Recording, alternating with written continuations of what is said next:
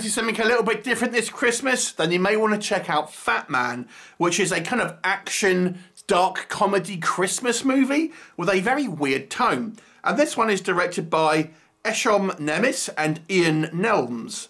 And actually, I think they're brothers here, and I completely butchered their names, but I'm not going to try it again. And this one stars Mel Gibson and Walton Goggins, and it takes place in a world where Father Christmas, Santa Claus, is real, but it kind of makes it a somewhat of a realistic kind of figure.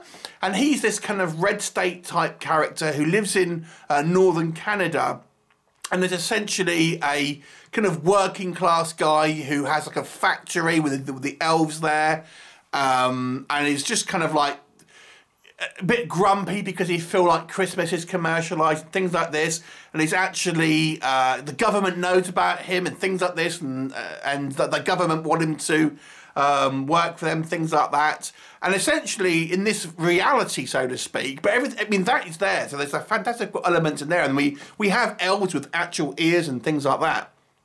But then it has a more grounded sort of take on it, where this bratty little kid doesn't get what he wants for Christmas, and because he's very wealthy, his parents are very wealthy, he hires this hitman played by Walton Goggins to assassinate Santa Claus because he didn't get what he wanted. And Walton Goggins' character also has beef with Santa as well. Sounds bizarre? It is! This is a bizarre movie because it certainly isn't for kids. There is wanton violence in it, there's bloodshed, there's swearing, but it is still a Christmas movie, and it's still about Santa Claus, and we have Santa's workshop and things like this. So it's certainly a very unique movie in a lot of ways. Mel Gibson is great in it, I have to say. It's this kind of grouchy, but lovable kind of guy. I loved his relationship with Mrs. Claus. I thought they had a very kind of genuine kind of relationship. The action sequences, I mean, they don't go too gory, but they're fairly brutal, and you know, you have legitimate kind of like gunfights and kind of action sequences here. Walton Goggins he gets a lot of screen time as actually our antagonist, just as much as Mel Gibson, really. And he's a fascinating character in his own right, and you know, bordering on kind of sort of psychopathic and things like that. And he has an interesting kind of arc within the movie, I have to say. And it's just a very different sort of movie. I do think the movie has some weird elements that never seem to get resolved. So, minor spoilers here. But we have a lot of time is spent with Mel Gibson having to essentially outsource his elves for the US military because there's not enough, you know, Christmas cheer going around, and he's kind of losing revenue because of it. And it looks like it's set up to be this major part of the movie, and then it's never really addressed again. There's no real... We never really know what happened in regards to that. Now, I suspect the only reason they were introduced was to give Walton Goggins bodies to shoot at, rather than killing the elves. I think that's possibly the reason. But it's such a major story element in the movie. And there's even a scene where you kind of get these two kind of like CIA kind of accountant types trying to, you know, get Kris Kringle to agree to do this kind of more full time. And it just, there's this scene and there's just no payoff with it. It just doesn't go anywhere.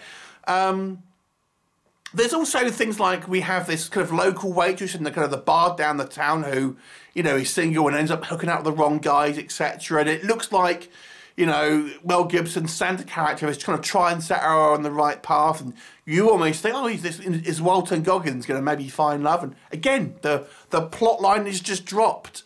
So it seems bizarre in a way that it introduces so much stuff in the movie and then just completely forgets about it.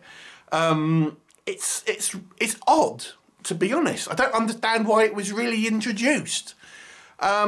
Maybe it's such a lot of the running time as well. Maybe it's just to pad out the running time, who knows.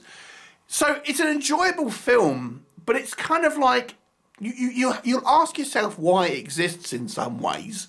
I mean, like I said, you can watch it as an action movie fan. If you're a fan of like the Lethal Weapon films and things of like that from Mel Gibson. It's not.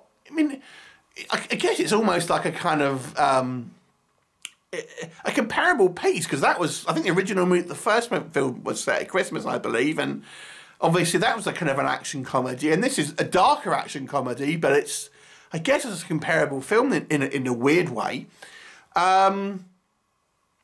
You know, there's just some odd decisions made in it, is all I'll say. But I enjoyed the kind of the character work, both from Mel Gibson, from Walton Goggins, and some of the supporting characters as well. But there's just a lot of, ironically, fat here that could have been sort of trimmed off. So I'll give it a 6 out of 10. Have you seen it? What did you think of it? Leave me a comment, and I'll look forward to seeing you next time. Bye for now.